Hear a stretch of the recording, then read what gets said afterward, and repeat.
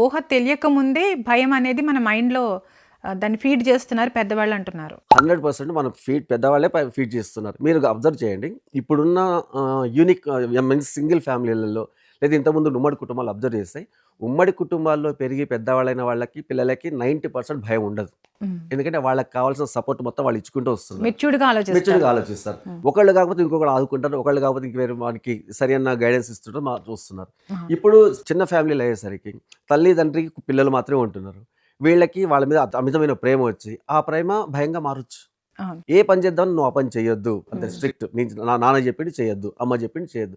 వాడికో ఏమవుతుందో ఇది ఈ పరిస్థితి నేను చేయకూడదని, దాన్ని హ్యాండిల్ చేయొద్దనే భయంతోనే వాడు మొత్తం బాధ్యత నుంచి దూరం అయిపోతుంటాడనమాట. ఏదైనా డెసిషన్ తీసుకోవాలన్నా కూడా భయంతో తీసుకోలేకపోతున్నారు. భయం. ఆ భయం అంటే వాడి సొంత భయం కాదు. సొసైటీ ఏమంటుంది? అమ్మ ఏమంటుంది? నాన్న ఏమంటుంది? ఈ భయం తప్ప అవును. నేను తీసుకుంటే డెవలప్ అవుతానా లేదా అనే స్వేచ్ఛ వాళ్ళకి ఉండట్లేదు. యెస్. అది నెగెటివ్ భయం అనమాట.